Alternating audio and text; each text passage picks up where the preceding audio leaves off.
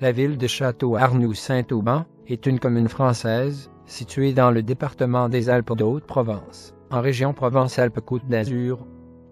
Le territoire de la commune est densément occupé à l'époque antique.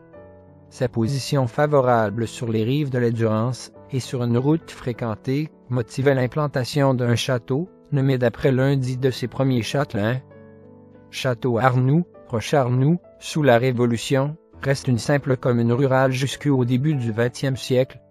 Sa situation loin des frontières, protégée des invasions par les Alpes et dotée d'une liaison ferroviaire, motivait l'installation d'une importante usine de fabrication d'armes chimiques dans le village de Saint-Auban pendant la Première Guerre mondiale, ce qui change son visage jusqu'à nos jours, près d'un siècle après. Aujourd'hui, le nom de la commune tient compte de cette dualité, village médiéval d'un côté, ville industrielle de l'autre, dont l'usine Arkema fait courir des risques nombreux depuis les premières pollutions de la Durance, mais apporte la prospérité à tout le canton. Le château, qui abrite actuellement la mairie, est classé de multiples fois.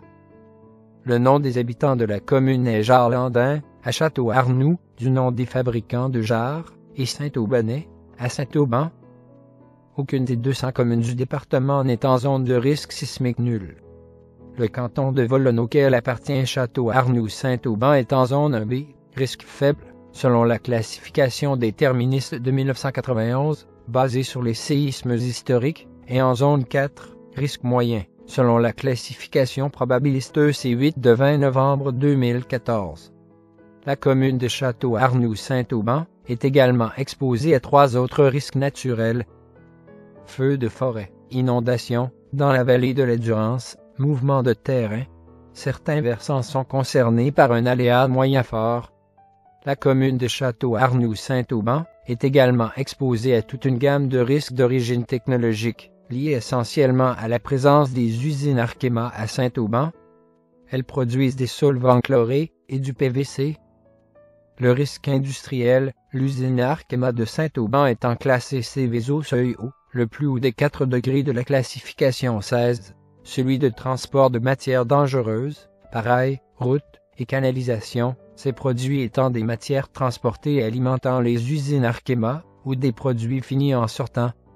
Les voies d'approvisionnement et d'exportation sont la voie ferrée, avec la ligne Lyon-Marseille via Grenoble, la route nationale 85, qui se connecte dans le département notamment sur l'ancienne route nationale 100 et l'ancienne route nationale 96, l'autoroute A51, la canalisation Transalpes qui transporte de l'éthylène entre Saint-Auban et Pont-de-Claix. L'éthylène est une matière première de fabrication du PVC. La canalisation Transéthylène qui transporte le même gaz inflammable entre Saint-Auban et Montfuron. Ces transports variés ont déjà donné lieu à 2 incidents. En 2001, c'est un wagon d'acétate de vinyle qui fuit et en 2006, une fuite de tétrachloroéthane a eu lieu devant l'usine. Outre ces risques d'origine technologique liés à l'usine Arkema, la commune est concernée par un autre risque lié au transport de produits dangereux par canalisation. Le gazoduc transportant du gaz naturel dans toute la vallée de la Durance traverse la commune et constitue donc un facteur de risque supplémentaire. Enfin, le dernier risque d'origine technologique est lié à l'éventualité d'une rupture de barrage. En cas de défaillance du barrage de Serre-Ponçon, toute la vallée de la Durance serait menacée par l'onde de submersion. Le plan particulier d'intervention, préparé en prévision d'accident à l'usine Arkema, concerne 8 communes, y compris Château-Arnoux-Saint-Auban, Volonne, Châteauneuf-Val-Saint-Donat, L'Escale, Montfort, Maliget, Perruy, Lémé. Le plan de prévention des risques naturels prévisibles, PPR, de la commune a été précédé en 1961 d'un plan de surface submersible pour le risque d'inondation et a été approuvé en 2004 pour les risques de mouvement de terrain et de séisme. Le DICRIM existe depuis 2010.